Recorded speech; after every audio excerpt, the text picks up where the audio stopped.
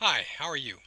I'm Jerry Kelly, and I'm no good at filmmaking. I know Indiegogo says I have to make a really good professional film for you, but I'm not a filmmaker. I am a kind of a bookmaker. I make books. Let's see. This is one of the books I made before the kilt. I hope you can see that. I hope it's not inverted. And let's see, here's another one. Celts, Germans, Jews, and Other Surprises at Roanoke, the true story of the beginning of multi-ethnic America. I wrote that. And that was crowdfunded. Friends like you helped me finish this book on time and under budget. Let's see. Instead of just repeating what's on the Indiegogo website, I'm going to talk to you a little bit about the primary sources that I'll be using. Let's see. Here's one of the two volumes of the Annals of Loch Kay. Again, I hope it's not inverted for you. These are ecclesiastical annals. All the annals are ecclesiastical annals. They were put together by scribes and monks. Let's see. This is not an annal. This is the Corpus Genealogiarum Sanctorum Hiberniae. That's the corpus of the genealogies of the saints of Ireland, and ancient works, of course. And this will be helpful when we get to the Erloiv. Now, those are the patron saints from whom some of the families were directly descended, and in other cases, they were of collateral descent. So this will be helpful when we get to those, the patron saints that we'll be covering in this book as well. Here are the Annals of Connaught. Again, these are all ecclesiastical annals, as opposed to the secular tales and the secular histories.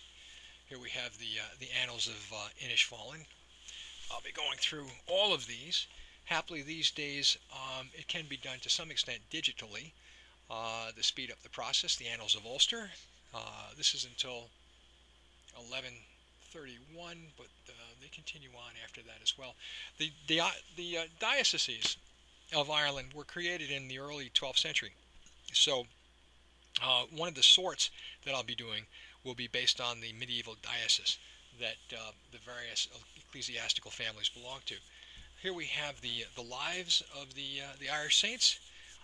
Again, when we work with the Erloiv, and when I go back to the Erloiv, it'll be interesting to find their stories, the stories of their lives and their origins.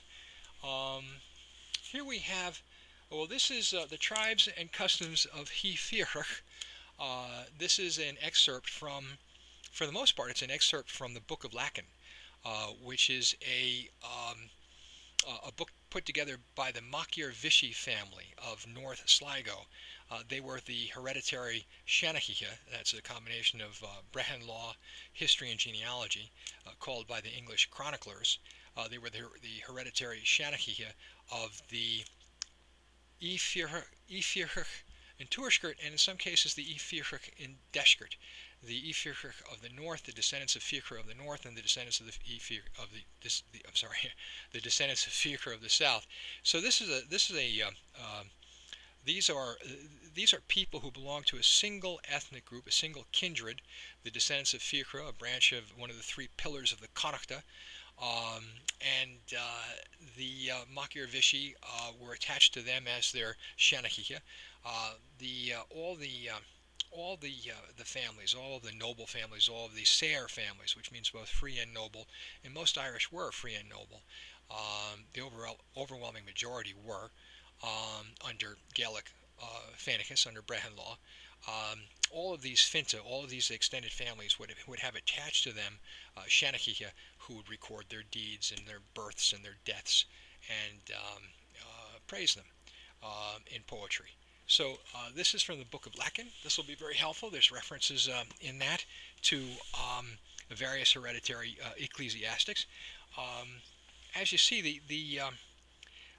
the information is spread across the primary sources, just as it's spread across the secondary sources. Over my right-hand shoulder, you see some of the secondary sources that I've already used for this project.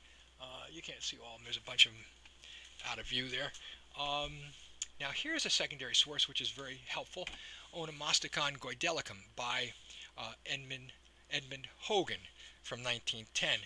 This lists all the place names that are found in the annals and in the old manuscript sources.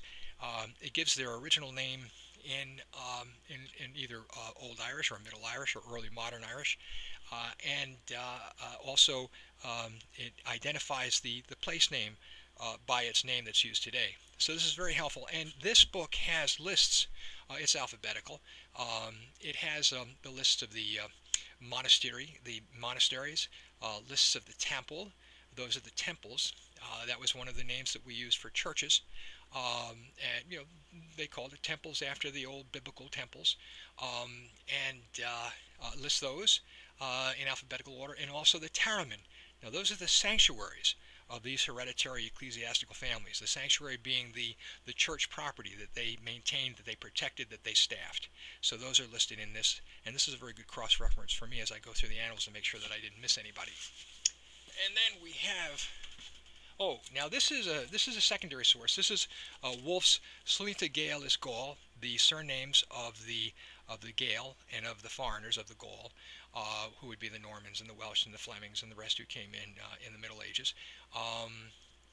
Now this book is a secondary source, and he lists alphabetically by Irish name, and then he provides a summary of the family's history, very often their pre-surname history, going back into their ancient kindreds which preceded their surnames, even back into the pre-Christian period, to the extent that it's known. This source, he collected this. This is also to some extent a primary source, because he collected a number of these summaries from refugees from the Irish famine, from the Great Hunger.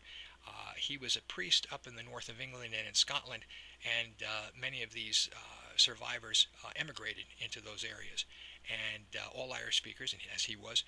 And before the Great Hunger, before the Great Famine, all the Irish knew their ancestry. They knew what their role had been in society right back into hundreds and centuries before, even a thousand years before was they knew that tradition.